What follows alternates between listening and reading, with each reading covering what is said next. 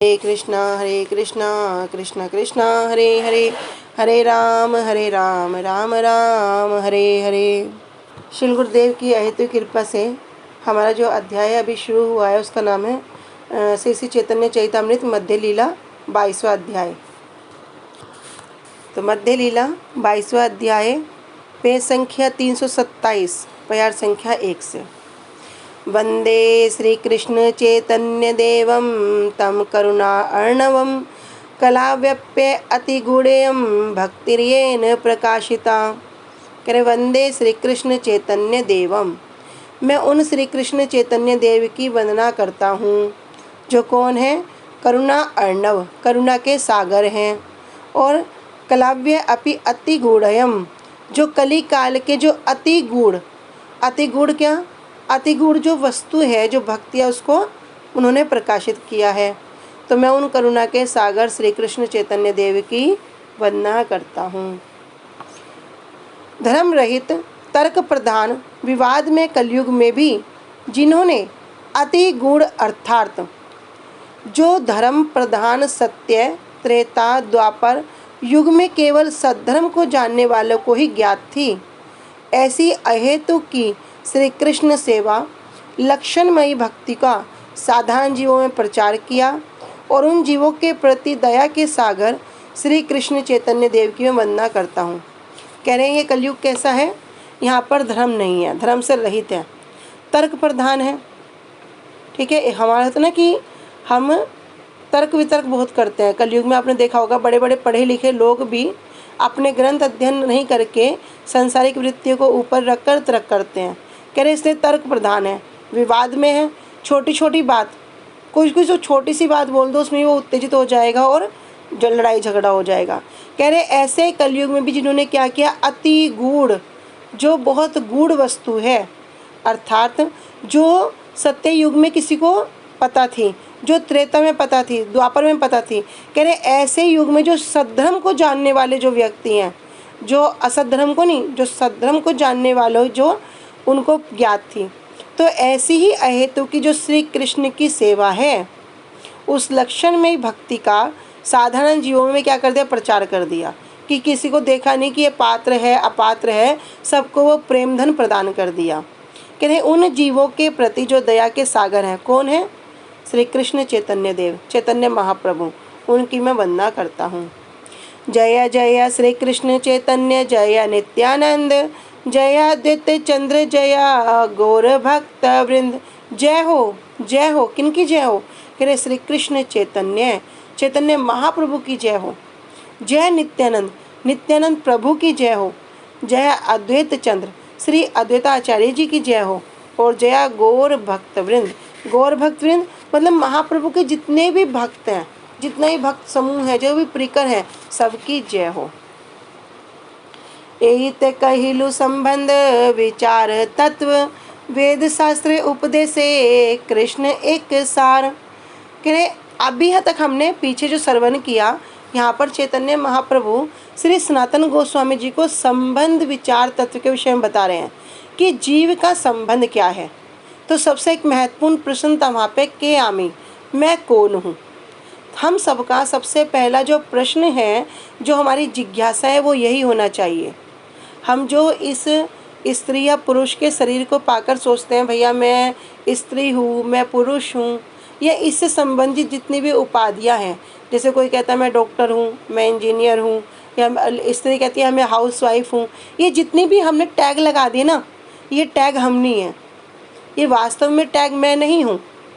इसलिए इससे पहले जो हमने अध्याय किया उसमें हमने बड़े अच्छे रूप से श्रवण किया कि सनातन गोस्वामी पाद जी जब प्रश्न करते हैं महाप्रभु से, सनातन गोस्वामी पाद जी साक्षात महाप्रभु के परिकर, लवंग मंजरी, वे क्या करते हैं? नित्य परिकर होने के बाद भी हम जैसे जीवों के कल्याण के लिए प्रश्न कर रहे हैं, और उस संबंध विचार तत्व को वहाँ पर हमने बड़े अच्छे श्रवण किया। तो अभी यहाँ पर महाप्रभु श्री सनातन गोस्वामी पाद जी से कह रहे हैं, एहिता कहिलु संबंध तत्वेर विचार, वेद शास्त्र उपदेशे कृष्ण एक सार। कि एहिते कहलो, अब तक मैंने जो तुम्हें बताया है वो क्या बताया? संबंध विचार, कि जीव का भगवान से क्या संबंध है। यद्यपि बहुत बहुत हमने श्रवण किया है कि जीव का संबंध क्या है, किंतु एक लाइन में उसका निचोड़ भी श्रवण किया है कि जीवेर स्वरूप है कृष्ण नित्यदास। अभी हमने वहाँ इतना श्रवण कर लिया, उसको हमने ग्रहण कर लिया कि भैया हम ये स्त्री नहीं है, ये पुरुष नहीं है, हम क्या है, हम भगवान के नित्य दास हैं। अब ये दास शब्द आ गया तो दास का कार्य क्या होता है? दास का अर्थ है मालिक की सेवा करना। दास का अर्थ तो ये नहीं कि मालिक दास की सेवा करेगा, दास का अर्थ है मालिक की सेवा करना। जैन केन प्रकार किसी प्रकार से वो मालिक की सेवा करेगा। तो जब हम दास हैं और जन्मों जन्मों के दास हैं, नित्य दास हैं, तो फिर हम यहाँ पर आके अपने आप को मालिक क्यों मानते हैं? क्योंकि माया ने हमको ग्रास कर लिया। अभी इस विषय में हम ज़्यादा नहीं जाएंगे क्योंकि पिछली जो हमारा 21वां अध्याय है उसमें हम सब कुछ जान चुके हैं, और जिसको विस्तार से फिर से जानना है तो एक बार उनको फिर श्रवण करना। तो ये महाप्रभु यहाँ क्या बता रहे हैं? महाप्रभु यहाँ आगे बताएंगे अभिदे तत्व। तो कह रहे हैं अभी तक तो मैंने संबंध विचार तत्व को बता दिया है, और जितने भी वेद हैं, शास्त्र हैं, सबने क्या कहा है? कह रहे कृष्ण एक सार। जो सार वस्तु है वो कौन है? वो कृष्ण है। एबे कही सुन अभी देह लक्षण, जहाँ हैते पाए कृष्ण कृष्ण प्रेम धन। अब क्या करो? अभी संबंध तो जान लिया, संबंध समझ में आ गया कि मैं भगवान का नित्य दास हूँ, और भगवान का जो नित्य दास को जो भूल गया, इसी भूलने के कारण ये जो तीन ताप है, आध्यात्मिक, आदि भौतिक, आदि दैविक, ये तीनों मुझे कष्ट दे रहे हैं। इतनी बात मुझे समझ में आ गई कि मैं जो इस माया के संसार में, माया के चक्कर में पढ़ पढ़ कर जन्मों जन्मों से गोते खा रहा हूँ, जन्मों जन्मों से बार बार आ रहा हूँ, जा रहा हूँ, इसका एकमात्र कारण है कि मैं भगवान का दास हूँ, लेकिन मैं अपने वास्तव स्वरूप को भूल गया, जिस कारण से मुझे माया क्या कर रही है? कबू स्वर्गे उठाए, कबू नरके गिराए, कभी उठाती है कभी गिराती है, बस मैं इसी चक्कर में लगा हुआ हूँ। लेकिन अब भी हम जानेंगे, यहाँ पर महाप्रभु आगे बताएंगे, भैया इतना तो पता चल गया, अब यहाँ से बाहर निकलने का उपाय क्या है? किस वस्तु को करने से हम फिर यहाँ में वापस नहीं आना पड़ेगा? तो ये बता रहे अभिदे। अभिदे क्या? प्रोसेस। तो हमने 3 स्तंभ के विषय में श्रवण किया था, संबंध, अभिदय और प्रयोजन। भैया कृष्ण का जो संबंध के विषय में सुना कि हमारा संबंध किससे है? कृष्ण से है। अभी संबंध, अभी अभिदय। अभिदय में क्या कह रहे हैं? कह रहे हे सनातन, अब मैं उस अभिदय लक्षण के विषय में बतलाता हूँ जिससे श्री कृष्ण और श्री कृष्ण प्रेम धन की प्राप्ति होती है। मतलब क्या है? भैया कृष्ण भी मिल जाएंगे और उनका प्रेम रूपी धन भी हमें प्राप्त हो जाएगा। अब ये प्रेम जो धन है ये कोई साधारण वस्तु नहीं है। कहते हैं धर्म, अर्थ, काम, मोक्ष, ये संसार में हम 4 पुरुषार्थ हमें श्रवण करने को मिलते हैं। लेकिन जब हम श्रीमद् भागवतम को यदि श्रवण करते हैं तो वहाँ कहते हैं कैतव अत्रो, धर्म में प्रयोजित कैतव अत्रो, कि जो कैतव है उसको भी वहाँ से निकाल दिया। अब वो कैतव क्या है? कह रहे भैया इनमें जो मुक्ति है, जो मोक्ष है, ये प्रधान है। मतलब श्रीमद् भागवतम एक ऐसा ग्रंथ है जिसमें मुक्ति को भी निकाल दिया, उसमें मुक्ति को भी नहीं रखा। कैसी मुक्ति है? 5 प्रकार की, सालोक्य, सामीप्य, सारूप्य, सायुज्य, सारष्टि, ये 5 उनको भी नहीं रखा। तो वास्तविक में कहना क्या चाह रहे हैं? वास्तविक में बताना चाह रहे हैं भैया जो कृष्ण प्रेम रूपी जो धन है ये पंचम पुरुषार्थ है। वास्तव में जिस जीव ये प्राप्त कर लेगा, जो जीव इसे प्राप्त कर लेगा, उसका जो जन्म मरण का चक्कर है वो खत्म हो जाएगा और वो वापस अपने घर चला जाएगा। तो यहाँ कह रहे कि कृष्ण भी मिल जाएंगे और कृष्ण प्रेम धन की भी प्राप्ति हो जाएगी। कृष्ण भक्ति अभिदे सर्व शास्त्र काये, अतएव मुनिगण करियछे निश्चय। अभी हमने श्रवण किया था कृष्ण एक सार। समस्त वेद शास्त्र एक ही बात को वर्णन कर रहे हैं कि भैया कृष्ण एक सार, जो सार वस्तु है वो कृष्ण है। यदि कोई व्यक्ति कृष्ण को हटा दे और क्या करे, पूरे संसार में कितना भ्रमण करे, कितना परिश्रम करे, कितने अपने आप को सोचे कि मैं सुख पा रहा हूँ, लेकिन वास्तव में वो उसका सब कुछ किया धरा जीरो है, सब कुछ जीरो। लेकिन अगर कोई सब कुछ छोड़ के कृष्ण को केंद्रित करके कोई कार्य करेगा तब क्या होगा, उसका सब कुछ फलीभूत होगा। इसलिए आप कह रहे हैं कृष्ण भक्ति अभिदय। ये जो भक्ति है ये क्या है, ये अभिदय है। सर्वशास्त्रे काये, सभी शास्त्रों में वर्णन है। अतएव मुनिगण करियाछे निर्णय, इसलिए सभी मुनियों ने भी ये निर्धारित कर दिया। तो हमें तीन सबको पता है संबंध क्या है, जीव का भगवान से संबंध हो क्या होता है। फिर एक होता है प्रयोजन, हमारा लक्ष्य क्या है, हमें गोल पता होना चाहिए। तो गोल भी हमारे परम गुरुदेव जनित्य लीला परविष्टोम विष्णुपाद अष्टोत्तरशत श्री श्रीमद् भक्ति वेदांत श्री नारायण गोस्वामी महाराज जी ने एक छोटे से बच्चे को भी, जो 5 साल का बच्चा ना, उसको भी क्लियर बोल दिया गोल क्या है, श्री राधा दास्यम। ये राधा दास्यम ही हमारा लक्ष्य है। तो हमें पता लग गया भैया संबंध क्या है और प्रयोजन क्या है। अब उस प्रयोजन को पाने के लिए, उस प्रयोजन को प्राप्त करने के लिए जो उपाय है वो है ये अभिदय, वो है ये भक्ति। इसलिए कहते हैं सब प्रोसेस। ठीक है, तो संबंध अभिदय प्रयोजन हमारा बिल्कुल क्लियर होना चाहिए। इसीलिए अभी शास्त्रों में क्या वर्णन कर रहे हैं, कह रहे श्रुतिर्माता पृष्ठादिशति भवदार धन विधिम यथा मातुर्वाणी स्मृति अपि तथा भक्ति भगिनी पुराण आद्य ये वा सहज निवहासते तदनुगा अतः सत्यम ज्ञातम मुरहर भवानेव शरणम। यद्यपि हमने इस श्लोक की बहुत सुंदर सुंदर व्याख्या की है पिछली अपनी कक्षाओं में, तो अभी हम संक्षेप में इस श्लोक को लेंगे। कह रहे श्रुतिर माता, श्रुतिर क्या है, श्रुति है माता। श्रुति किसको कहते हैं कि श्रुति क्या है, श्रुति माता है। और जो क्या करती हैं, कह रहे कि जिनको इस भवसागर से पार करने की इच्छा है वो क्या करेगा, अपनी माता से जिज्ञासा करेगा। कह रहे यथा मातुर्वाणी स्मृति अपि, और ये स्मृति कौन है, स्मृति कहते हैं बहन को। स्मृति कहा गया है बहन को, कि बहन क्या करती है कि जो माता की वाणी है उसको ही आगे प्रकाशित करती है, उसको ही आगे बढ़ाती है। और यहाँ पर जो विशेष बात थी, पुराण आद्या ये बात सहज, कि जो पुराण है पुराणों को बताया गया था भाई।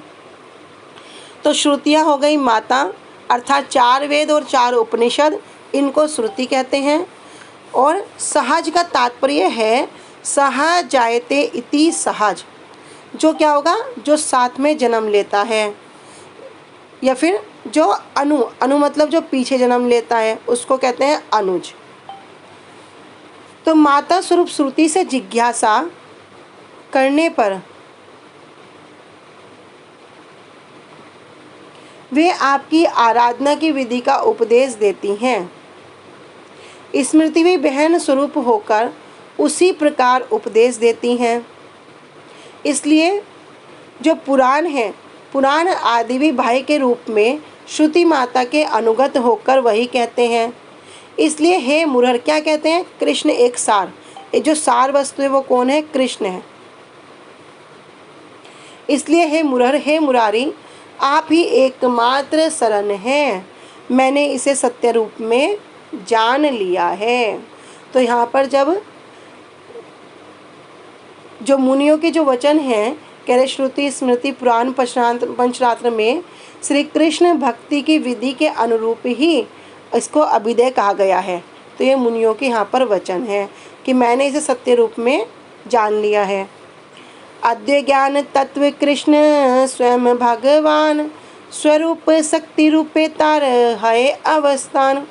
अद्वै ज्ञान तत्व भगवान क्या है, अद्वै ज्ञान है, जिनमें कह रहे अद्वय, जिसके समान कोई दूसरा नहीं है। हमने एक अद्वै ज्ञान का एक शब्द और श्रवण किया था, बताओ किसी को। कहते हैं जिनमें 3 प्रकार के भेद नहीं है, स्वगत भेद, सजातीय भेद, विजातीय भेद। यह है अद्वै ज्ञान। पर तत्व वे कौन है, कृष्ण है, स्वयं भगवान है। तो यहाँ पर कह रहे हैं वे कौन है, स्वयं कृष्ण है, और कृष्ण ही स्वयं भगवान है। श्रीमद् भागवतम में श्रवण करते हैं, एते चांस कला पुंसाम कृष्णस्तु भगवान स्वयं इंद्रारि व्याकुलम लोकम मृयंती युगे युगे। वे कौन है, स्वयं भगवान है। स्वरूप शक्ति रूपे तार है अवस्थान। और क्या करते हैं, अपने स्वरूप शक्ति का आशय लेकर क्या करते हैं, यहाँ पर अवस्थित होते हैं। अभी यहाँ वर्णन कर रहे हैं, हमने जाना था अद्वैय ज्ञान तत्व जिनमें 3 प्रकार के भेद नहीं है, अद्वैय जिनके समान कोई दूसरा नहीं है, और भी अनेक हमने बहुत सारी चीज़ों को श्रवण किया था इसमें। तो कह रहे हैं यहाँ पे अद्वैय ज्ञान तत्व श्री कृष्ण ही, आगे चलते हैं। तो कह रहे हैं अद्वैय ज्ञान तत्व श्री कृष्ण ही स्वयं भगवान है। अद्वैय अर्थात श्री कृष्ण और उनकी शक्ति में भेद नहीं होने के कारण श्री कृष्ण अपने से अभिन्न स्वरूप शक्ति के रूप में भी अवस्थान करते हैं। शक्ति और शक्तिमान में कोई भेद नहीं है। श्री कृष्ण अद्वैय ज्ञान तत्व है, शक्ति और शक्तिमान अभेद तत्व हैं। अभेद, आ मतलब नहीं, भेद मतलब है जिनके अंदर कोई भेद नहीं है। शक्ति शब्द से भूल कर भी किसी को जीव के स्वरूप आवर्त करने वाली माया शक्ति को नहीं समझना चाहिए। तो यहाँ क्या समझना होगा, भगवान की स्वरूप शक्ति को। एक है महामाया, एक है योग माया। तो यहाँ जो वर्णन कर रहे हैं वो महामाया का कर रहे हैं। कह रहे हैं कि शक्ति शब्द से भूलकर भी किसी को जो जीव का स्वरूप को आवर्त करती है, जो जीव का जो वास्तविक स्वरूप है कि हम भगवान के दास हैं। आवर्त करना मतलब उसको ढक देना, उसको जो ढक देती है, छिपा देती है, उस माया शक्ति को नहीं समझना। इसलिए कहते हैं निकटस्थ माया तारे झापटिया धरे। जो शक्ति श्री कृष्ण स्वरूप की सेवा में ही केवल मात्र नियुक्त है और वह स्वरूप शक्ति उस माया शक्ति से पृथक है। तो हमने पहले भी श्रवण किया कि जो स्वरूप शक्ति की जो छाया है वही माया है, उससे अलग है। स्वरूप शक्ति और स्वरूप शक्तिमान श्री कृष्ण अभिन्न रूप में अवस्थित हैं। स्वांश विभिन्न अंश रूपे हैया विस्तार, अनंत वैकुंठ ब्रह्मांडे करे न विहार। तो स्वांश रूप, ये सब भी हम पिछली क्लास में बहुत अच्छे श्रवण किया है कि श्री कृष्ण के स्वांश रूप, श्री कृष्ण स्वांश रूप में और विभिन्न अंश अपने क्या है, विभिन्न अंश रूप में हैया विस्तार अपने विस्तार करते हैं। अनंत वैकुंठ ब्रह्मांडे करेन विहार, और क्या है, अनंत वैकुंठ है, मतलब इतने वैकुंठ है जिनकी गणना भी नहीं कर सकते। और ब्रह्मांड करेन, ऐसे ही अनेक ब्रह्मांड भी हैं, उनमें क्या करते हैं, विहार करते हैं। स्वांश विस्तार चत्र विहु अवतार गण, विभिन्न अंश जीव तार शक्ति ते गणन। तो स्वांश विस्तार, भैया स्वांश विस्तार क्या था, श्री कृष्ण का चतुर्व्यूह, प्रद्युम्न, अनिरुद्ध, संकर्षण, ये जो है 4, ये सब के सब क्या है, स्वांश रूप है। कह रहे इनमें क्या करते हैं, अपने विस्तार को करके अवतार के रूप में करते हैं। और विभिन्न अंश, विभिन्न अंश क्या है, सबके सब जीव, जीव के अंदर भी भगवान का ही अंश है, जिसके कारण जीव क्या है, अचिंत्य, क्या, अचिंत्य भेदा भेद प्रकाश। तो जीव भी क्या है, जीव भी अचिंत्य है। क्यों, ये जड़ होने के कारण अभी अगर इसके अंदर से वो परमात्मा रूपी आत्मा निकल जाए तो इसका कोई भी उपयोग नहीं है। इसको या तो कीड़े काटेंगे, या इसको जला देंगे, या इसको पशु पक्षी खाएंगे। लेकिन अभी भगवान रूपी जो अंश हमारे अंदर विराजमान है, इसलिए हम चल रहे हैं, खा रहे हैं, जाग रहे हैं, सुन रहे हैं, और समझने की शक्ति हमारे अंदर विद्यमान है। तो कह रहे जीव कौन है, भगवान का अंश है। तो भगवान भी क्या करते हैं, अपने आप को विभिन्न अंश रूप में विस्तारित करते हैं। तो ये कौन है, ये सब विभिन्न अंश जीवों की गणना श्री कृष्ण की शक्ति के रूप में होती है। से विभिन्न अंश जीव द्विता प्रकार, एक नित्य मुक्त एक नित्य संसार।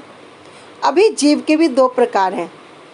ये जितने भी जीव हैं, इन सब जीव को 2 प्रकार में बांट दिया। एक क्या है, नित्य मुक्त, एक है बद्ध, एक मुक्त जीव, एक बद्ध जीव। कह रहे कि वे विभिन्न अंश जीव 2 प्रकार के हैं, एक नित्य मुक्त है और दूसरे नित्य संसार, जो संसार में रमण करते हैं, जो संसार से अलग कहीं सोचते नहीं कि मेरा कोई अस्तित्व भी हो सकता है, अर्थात वे क्या, नित्य बद्ध है। नित्य मुक्त नित्य कृष्ण चरणे उन्मुख, कृष्ण पारिषद नाम भुंजे सेवा सुख। नित्य मुक्त, जो नित्य मुक्त जीव में कौन है? कह रहे नित्य कृष्ण चरणे उन्मुख, वे नित्य ही कृष्ण के जो चरण सेवा है उनकी तरफ उन्मुख है। भगवान के नाम, भगवान का रूप, भगवान की लीला, भगवान की कथा, भगवान की सेवा हमेशा 24 के 24 घंटे क्या है उसमें लगे हुए हैं, उसमें ही प्रतिष्ठित हैं। जैसे अब गुरुवाष्टकम सुन रहे हैं कि गुरुदेव क्या करते हैं, पूरा का पूरा उस सेवा में लगे हुए हैं, और सिर्फ लगे नहीं हैं, दूसरों को भी वो सेवा प्रदान करते हैं। तो ये है नित्य मुक्त जीव कि यद्यपि हमें दिख रहे हैं कि हमारे जैसे शरीर है, खाना पीना सोना ये सब कुछ हमारे से है, किंतु बुद्धि कैसी करनी है? बुद्धि संसारिक नहीं करनी। इसलिए कृष्ण स्वयं उद्धव जी को भागवतम में कहते हैं ना कि आचार्य माम विजान्यान न मन्येत कहिर्चित नामृत बुद्धिया श्वेत सर्वदेवमयो गुरु। भैया गुरु सर्वदेवमयो है, इनके प्रति कभी मृत बुद्धि नहीं करना। तो ये जो नित्य मुक्त जीव हैं इनके प्रति जितने भी महाभागवत जन हैं, अगर हम मृत बुद्धि करते हैं तो क्या होगा? अपराध होगा, फिर जन्मों जन्मों में पड़े हैं, फिर और यहाँ पे भ्रमण करना पड़ेगा। तो नित्य मुक्त जीव कौन हो गए? जो एकमात्र कृष्ण सेवा की ओर उन्मुख है, संसार से कोई भी उनका आसक्ति नहीं है। कृष्ण परिषद नाम भुंजे सेवा सुख, और क्या करते हैं? कृष्ण परिषद, जो क्या कहलाते हैं? भगवान के परिषद, परिकर कहलाते हैं। अगर यहाँ पर भी आके सेवा कर रहे हैं तो किस रूप में कर रहे हैं? गुरु रूप में कर रहे हैं। हम जैसे बच्चियों को शिक्षा देने के लिए कर रहे हैं, तो परिकर क्यों कह दिया? विचार करेंगे तो हमारे भक्ति सिद्धांत श्री ठाकुर प्रसाद जी कौन है? साक्षात नयन मणि मंजरी। जो हमारे श्री भक्ति विनोद ठाकुर जी कौन है? साक्षात कमल मंजरी, भगवान के परिकर ही तो हैं। श्री भक्ति प्रज्ञान केशव गोसाई महाराज जी कौन है? उनकी विनोद मंजरी। हमारे साक्षात रूप में भक्ति वेदांत श्री नारायण गोसाई महाराज जी कौन है? रमन मंजरी। तो परिकर कहने से तात्पर्य क्या है? भैया वे साक्षात नित्य परिकर हैं, वहाँ तो सेवा करते करते हैं, यहाँ भी आकर उसी सेवा में निमग्न हैं। और क्या करते हैं? उस सेवा रूपी सुख का आस्वादन करते हैं। भुंजे सेवा सुख, तो सेवा का भी आस्वादन होता है। हाँ होता है। अगर उदाहरण के तौर पे जड़ जगत के इस उदाहरण के तौर पे हम समझेंगे, जैसे घर में मैया क्या करती है? सारा दिन सबकी सेवा में लगी रहती है, कभी सफाई, कभी घर का काम, कभी कुछ। लेकिन जब वो रसोई करती है, रसोई करके वो सबको परिवेशन करती है, और परिवेशन करके क्या एक पैर पे खड़ी रहेगी? कैसा लगा? अच्छा लगा? अच्छा लगा। उनको जो पाने से जो उनको सुख मिल रहा ना मैया को, उसका अनुभव वो मैया ही कर सकती है, और कोई नहीं कर सकता। जो प्रसाद पाते समय जो उस मैया को सुख मिल रहा, यद्यपि वो सुबह की लगी हुई 4 बज गए, अभी तक उसने कुछ नहीं खाया, लेकिन सबको खिला के जो उसे आस्वादन मिल रहा है वो तो मैया ही जानती है ना। कोई बोलेगा हाँ कितना बढ़िया बनाए, क्या बढ़िया बनाए, तो उसका आस्वादन जो करता है, कह रहे भुंजे सेवा सुख। इसी तरह से जो भगवान के जो नित्य परिकर हैं, ये उस सेवा रूपी सुख का आस्वादन करते हैं। तो उसमें क्या होता है? अपनी भूख प्यास सब भूल जाते हैं। परीक्षित महाराज जी जब श्री सुखदेव गोस्वामी जी कथा श्रवण कर रहे थे, उस कथा रूपी अमृत को आस्वादन किया, और आस्वादन करते करते करते करते क्या हो गया? भूख प्यास भूल गए। तो स्वयं से सुखदेव गोस्वामी जी कहते हैं कि भैया जाओ थोड़ा जलपान कर आओ। कह रहे नहीं, मुझे कहीं नहीं जाना, जलपान करने गया था तभी तो ये हुआ। आप मुझे कथा रूपी अमृत का आस्वादन कराते रहो, मुझे कोई भूख प्यास नहीं सता रही है। कैसी स्थिति हो जाती है। पर अभी हमारी जो स्थिति वो कैसी है? पूरा जड़, पूरा जड़। भैया सारा संसार की चिंता, घर की चिंता, आसक्तियों से हम पूरा भी बंधे हुए हैं। आगे कह रहे हैं नित्य बद्ध कृष्ण हैते नित्य बहिर्मुख, नित्य संसार भुंजे नरकादि दुख। अब ये जो नित्य मुक्त है वे तो भैया हमेशा मुक्त है, चाहे वे यहाँ हो चाहे वहाँ हो, भगवान के परिकर हैं। परिकर होने के बाद भी हम जैसे बद्ध जीवों का कल्याण करने के लिए स्वयं भगवान ने कृपा करके उनको यहाँ भेज दिया कि जाओ, ये जो जीव है बड़ा कष्ट पा रहा है, इसको इस कष्ट से उद्धार करो। लेकिन जो नित्य बने कैसे हैं? कह रहे कृष्ण हैते नित्य बहिर्मुख, ये अनादिकाल से भगवान से बहिर्मुख है। अर्थात क्या किया? भगवान से अपने मुंह को फेर लिया और संसार में, माया रूपी संसार में बार बार क्या कर रहा है? वो गिर रहा है, उठ रहा है, गिर रहा है, उठ रहा है। और फिर भी इस माया रूपी जो विष है इसको ही आस्वादन करना चाहता है। कह रहे नित्य संसार भुंजे नरकादि दुख। और क्या करता है भैया? अपने भोक्ता अभिमान होने के कारण कहते ना, मैं ही भोगता हूँ। हम सोचते ना कि मैं ही कर रहा हूँ, मैं ही ये करता हूँ, मैं ही भोगता हूँ, मैं इतनी सुंदर पत्नी है तो उसका मैं भोग करूँगा, इतना सुंदर पति है तो मैं इसका भोग करूँ। ये जो भोग वासना है ना, ये वस्त्र बहुत सुंदर है, मैं ही इसको पहनूंगा, ये वस्तु बहुत सुंदर है, मैं ही इसको खाऊंगा। जो हमारी समस्त इंद्रियों से जो भी हम भोग करते हैं, समस्त इंद्रियों से, चाहे आँखों से भोग करना हो, चाहे जीवा से भोग करना हो, चाहे कानों से, कह रहे समस्त इंद्रिय जो भोग करने की जो स्थिति है, ये क्या है? भोक्ता अभिमान। अब ये भोक्ता अभिमान आ गया किसके अंदर? बद्ध जीव के अंदर। नित्य जीव के अंदर तो आएगा नहीं, जो नित्य मुक्त है। बद्ध जीव के अंदर ये अभिमान है, और इसी अभिमान के वश होकर क्या करता है? इस संसार में भ्रमण करता है, उस अवस्था में पड़ा रहता है। तो इसलिए कह रहे नित्य संसार भुंजे और नरक आदि दुख, और अपने अपने कर्म के अनुसार क्या करता है? बार बार नरक में भ्रमण करता है। कभी भूल से अच्छे कर्म कर ले स्वर्ग मिल जाएगा, कभी बुरे करे फिर नरक मिलेगा, घूम फिर के फिर वापस आके यहीं भ्रमण करेगा। फिर वो 84 लाख तरह के कपड़े हैं ना फिर वो उसमें ही घूमता रहेगा। 84 लाख योनियों में जितना भी जो वस्त्र बदलता रहता है, उसी वस्त्र को बदलता बदलता भ्रमण करता रहेगा। कभी कुत्ते का शरीर मिल गया, कभी चींटी का शरीर मिल गया, कभी हाथी का शरीर मिल गया, कभी कोई शरीर मिल गया। कर क्या रहा है? सब में भोग कर रहा है, सब में भोग कर रहा है, और कोई भी उसका कार्य नहीं है। लेकिन अभी मनुष्य जन्म मिलने के बाद भी वो कृष्ण से बहिर्मुख है, तो बहुत ही उसका दुर्भाग्य है। क्योंकि इसी शरीर में हम विचार कर सकते हैं कि हमें जो कार्य करना चाहिए या ये कार्य नहीं करना चाहिए। पर अभी भी क्या करते हैं? अभी भैया मनुष्य रूपी शरीर मिल गया, तब भी क्या करेंगे? पूरा तर्क करेंगे, शास्त्र की लिखी हुई वाणी में भी तर्क वितर्क करेंगे। कैसे कल्याण होगा? कह रहे श्रुति माता, भैया ये वेद शास्त्र हमारी माता है। कोई माता से तर्क करते हैं? माता ने बोल दिया ऐसा है तो ऐसा ही है। किंतु अभी कलयुग का ये प्रभाव। लेकिन खैर कलयुग में एक महान गुण भी है, आप सब जानते हैं। कह रहे अगर कोई कलयुग में थोड़ा भक्ति करता है, हरि नाम महामंत्र जाप करता है, तो क्या होगा? जो सत्य युग में, जो त्रेता युग में, जो द्वापर युग में जो फल है, वही फल उसको सिर्फ हरि नाम करने से प्राप्त हो जाएगा। अभी हम इसको संक्षेप में ले रहे हैं, विस्तार से नहीं ले रहे हैं। कह रहे से दो से माया पिशाची दंड करे तारे, आध्यात्मिक आदि तापत्रे तारे जारी मारे। सही दो से, अब उसने दोष कर दिया। क्या दोष हो गया? कृष्ण से बहिर्मुख होना, यही दोष है। मतलब ये दोष क्या है? सबसे बड़ा दोष है, इससे बड़ा कोई दोष नहीं बता रहे। कह रहे सही दोष है। इसी दोष के कारण क्या किया? माया पिशाची, माया रूपी पिशाची ने क्या किया? दंड करे तारे, उसको दंड दिया। जैसे संसार में कोई गलती कर दे, किसी ने चोरी कर ली, किसी ने कुछ किया, तो क्या करते हैं? पुलिस वाले आके उसको पकड़ के ले जाते हैं चल अंदर। फिर वो छूट नहीं पाता। कितना बड़ा कोई भी, कितनी बड़ी पोस्ट पे हो, वो भी क्या करेगा? उसको भी पूरा प्रोसेस फॉलो करना होगा। लेकिन अभी यहाँ पे क्या करें? माया ने क्या किया? पिशाची पाइला जैन मति छन हाय।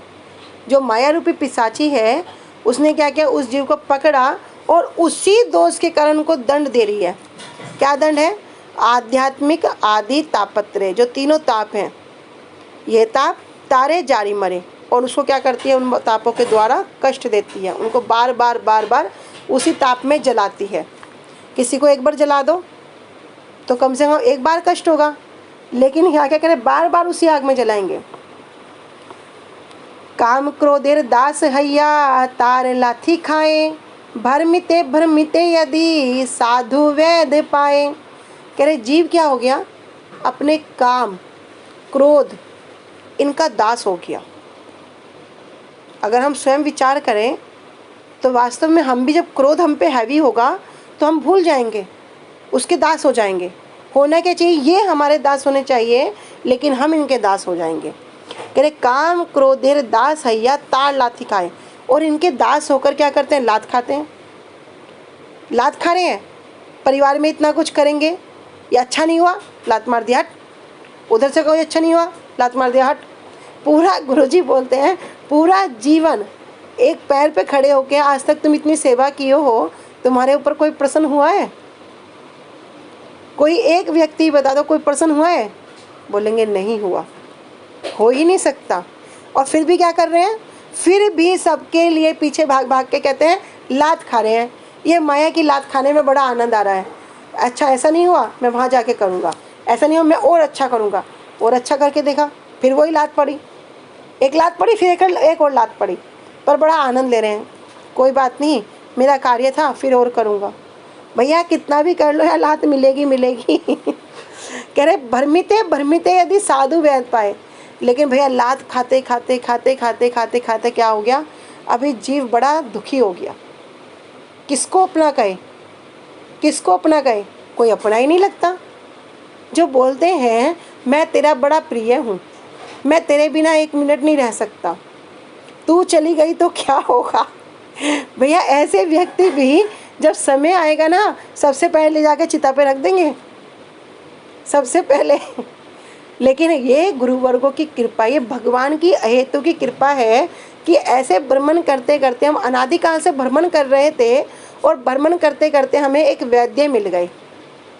वो वैद्य कौन है, साधु। ये साधु रूपी वैद्य हमें प्राप्त हो गए। अब साधु वैद्य क्यों प्राप्त हो गए, भैया वैद्य होना चाहिए, कोई डॉक्टर होना चाहिए, कोई बहुत अच्छा MBBS होना चाहिए। तो यहाँ साधु क्यों कह रहे हैं, क्या साधु कोई डॉक्टर है क्या? हाथ में भी स्टेथोस्कोप वगैरह सब औजार वगैरह रख के चलते हैं ऑपरेशन के लिए? तो हाँ, रोग भी दो प्रकार के हैं, एक शारीरिक रोग, एक भव रोग। भैया जो शारीरिक रोग है उसको ये जड़ संसार के जो डॉक्टर हैं, जो MBBS है, ये ठीक कर देंगे। उसमें भी विचार है, कर भी सकते हैं, नहीं भी कर सकते, स्थिति के ऊपर डिपेंड करेगा। लेकिन ये जो साधु वैद्य हैं, ये जो भवरोग के जो डॉक्टर हैं, ये अगर कृपा करते हैं तो उस जीव का 100% ऑपरेशन करेंगे, उसको 100% ठीक करेंगे। लेकिन शर्त क्या होगी, उसको भी चेष्टा करनी होगी। दो चीज़ होती ना, एक कृपा एक चेष्टा। अगर सिर्फ वो कृपा ही करे, वो चेष्टा ना करे, तो भी कल्याण नहीं होगा। दोनों चीज़ होगी। यदि वो समझ गया कि मैं माया की लात खाते खाते खाते खाते इतना दुखी हो गया हूँ, इतना कष्ट पा रहा हूँ, इतना आकुल व्याकुल हूँ, तो वो अवश्य ही ईश्वर की ओर चेष्टा करेगा कि नहीं, ये बड़ा, मुझे बहुत बड़ा रोग लग गया, कैसे भी करके मेरा रोग कट जाए। वो बड़ा प्रार्थना करेगा। तब ये साधु रूपी वैद्य क्या करेंगे, उसको उस रोग से निकालेंगे, उसको उस रोग से पार करेंगे। तो भैया बड़ी कृपा से कह रहे भ्रमिते भ्रमिते यदि साधु वैद्य पाए। भ्रमण करते करते कभी हमें कृपा से अगर साधु रूपी वैद्य मिल जाए तो वास्तव में हमारा कल्याण हो जाएगा। तो यहाँ कह रहे तार उपदेश मंत्रे पिशाची पलाए, कृष्ण भक्ति पाए तबे कृष्ण निकट जाए। है कि तार उपदेश मंत्र, साधु क्या करेगा, साधु करेंगे उपदेश रूपी मंत्र औषधि हमें देंगे। और वो मंत्र रूपी औषधि जब हम ठीक ठीक प्रकार से ग्रहण करेंगे, क्या विधि है क्या निषेध है। डॉक्टर के पास जाओगे दो चीज़ बताएगा ना, एक विधि एक निषेध। भैया क्या खाना है और क्या छोड़ना है। ऐसे ही जब हमें भगवत कृपा से ऐसे साधु रूपी वैद्य मिल गए, कहते ना ब्रह्मांड भ्रमते कौन भाग्यवान जीव, गुरु कृष्ण प्रसाद पाए भक्ति लता बीज। कृष्ण की कृपा से गुरु प्राप्त हुए और गुरु की कृपा से कृष्ण प्राप्त हुए। ठीक है, तो कह रहे हैं यहाँ पर कि जब वे उपदेश देंगे, जब वे मंत्र देंगे, कह रहे उन्हीं के जो उपदेश हैं, ये उपदेश रूपी मंत्र, यही क्या है, वो औषधि है। तो हमें भी एक औषधि रूपी मंत्र दे दिया, हरे कृष्ण कृष्ण कृष्ण हरे हरे, हरे राम राम राम हरे हरे। भैया ये औषधि रूपी मंत्र दे दिया। कह रहे इस मंत्र को ठीक ठीक रूप से करने से क्या होगा, कह रहे पिशाची पलाई। ये पिशाची कौन है, माया। इस माया ने क्या किया, हमारे आवर्त कर दिया, एक पर्दा घेर दिया, जिससे हम जो हमारा वास्तविक स्वरूप है उसको भूल गए। इसलिए श्री चैतन्य महाप्रभु कहते हैं ना, शिक्षाष्टकम में चेतो दर्पण मार्जनम, मार्जन करने को क्यों बोल रहे हैं? मतलब उसके आगे बहुत ऐसे पर्दे लग गए, बहुत ऐसी गंदगी जम गई, जो सफाई करने के बाद ही आपका जो वास्तविक स्वरूप है वो दिखेगा। इसलिए तो कह रहे मार्जन करो। मार्जन कैसे करेंगे? इन कथाओं से, इन वाणी से इस हृदय को क्या करेंगे? क्लियर करेंगे। संसारिक चीज़ों से क्लियर नहीं होगा। तो करते करते क्या होगा, जब उस मंत्र को वो अच्छे से विधि निषेध पूर्वक, जो विधि है उसको जो ग्रहण करेगा, जो निषेध है उसको छोड़ेगा, उस प्रकार से जब प्रेज करते करते करते क्या होगा, एक दिन ये पिशाची क्या करेगी? पलाए, वहाँ से भाग जाएगी। फिर वो वहाँ रुक नहीं पाएगी और कृष्ण भक्ति पाए। और जब वो पिशाची रूपी माया चली जाएगी तब उसको कृष्ण भक्ति वो प्राप्त करेगा और तभी कृष्ण निकट जाए और तभी वो भगवान के निकट जा पाएगा। तो कितनी साधु रूपी जो मंत्र दिया गया है, कैसे साधु से जो मंत्र दिया गया है, ये भी इम्पोर्टेंट है। स्वयं से करना और गुरु मुख या किसी साधु वैष्णवों के मुखारबिंद से उस मंत्र को श्रवण करके जब हम लेते हैं तब वो क्या करता है, वो औषधि बहुत काम पावरफुल होती है। जैसे कि अभी मुझे बुखार है, सिर दर्द है, मैं मेडिकल स्टोर पे गई और जाके दवाई ले आई। दवाई ली, कुछ आराम हुआ, लेकिन पूरा आराम नहीं हुआ। अंदर से अभी भी रोग दुखी कर रहा है। थोड़ा सा इतना हो गया कि उठ के थोड़ा बहुत काम कर लिया। लेकिन अगर मैं प्रॉपरली किसी डॉक्टर के पास जाऊँ, मुझे पूरा प्रिस्क्रिप्शन लिख के देते हैं और मैं उसे फॉलो करती हूँ, तो क्या होगा, वो बीमारी जड़ से ख़त्म हो जाएगी। ऐसे ही जब कोई साधु गुरु वैष्णवों के मुखारविंद से जब कोई ये नाम रूपी मंत्र ग्रहण करता है, फिर ये पिशाची रूपी माया वहाँ टिक नहीं पाएगी। लेकिन माया भी हल्की नहीं है, कहना माया को हल्के में मत लेना। भगवान कृष्ण स्वयं भगवद गीता में कहते हैं ना, मम माया दुरत्या, मेरी माया को पार करना कितना कठिन है। हमारे वैष्णव जन बताते हैं, जैसे 5 उंगली मुट्ठी बंद करो, ये 5 उंगली, माया किसी को ऐसे नहीं छोड़ती। जब जीव बड़ा प्रयास करता है तब जाके कहीं ये 1 उंगली खुलेगी, तब जाके कहीं ये 1 उंगली खुलेगी। मतलब इस प्रकार माया छोड़ती है। फिर अभी वो मान नहीं रहा, अभी बहुत कष्ट आ रहे हैं, बहुत विपत्ति आ रही है, नहीं मान रहा है, नहीं रुक रहा, क्योंकि थोड़ा सा कष्ट आने में माला टांग देते हैं ना, हम माला नहीं करेंगे। लेकिन अभी वो रुक नहीं रहा, तो फिर ये दूसरी उंगली खुलेगी। अभी माया की पकड़ ढीली होने लगेगी। करते करते करते करते करते कभी नहीं रुकेगा, फिर और ढीली होगी। यद्यपि हर स्टेज पे कष्ट बढ़ता जाएगा, फिर और ढीली होएगी। ऐसा करते करते अब माना यहाँ पे वो हार गया, अब उससे सहन नहीं हो रहा, क्योंकि स्थिति क्या हो रही है, भयंकर से भयंकर होती जा रही है। अब उसने यहाँ हार मान के छोड़ दिया, माया ने फिर पकड़ लिया। लेकिन जो यहाँ पर आने के बाद भी हार नहीं मानता, तो उसका ये भी खुल जाता। फिर वो क्या होगी, माया से दूर हो जाएगा, कृष्ण भक्ति को प्राप्त करेगा और भगवान के निकट चला जाएगा। तो श्री कृष्ण से बहिर्मुखता रूपी दोष के कारण, दोष क्या हो गया, भगवान से बहिर्मुख होना। कह रहे माया पिशाची बद जीवों को दंड करती है। माया पिशाची क्या करती है, सबको दंडित करती है। वह उनके आध्यात्मिक आदि मतलब देह और मन के द्वारा प्रदान प्रदत्त, दूसरे प्राणियों के द्वारा प्रदत्त और दैविक प्रकोप के द्वारा प्रदत्त, मतलब ये जो तीनों हैं इनको यहाँ पे एक्सप्लेन किया है विस्तार से, हम सब जानते हैं। कोई है ऐसा जो नहीं जानते तो हैंड रेस कर देना, बाद में पूछ लेना। तो कह रहे 3 प्रकार के तापों में झुलसाकर कष्ट प्रदान करती है।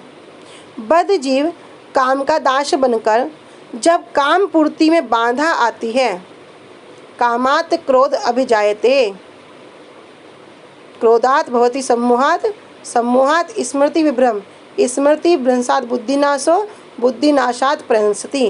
कह रहे जब काम में बाधा आती है, जब उसकी इच्छा पूरी नहीं होती है तो उसके बाधा आ गई। कह रहे जब बाधा आती है तो बाधा आने पर क्या होगा, क्रोध उत्पन्न होगा।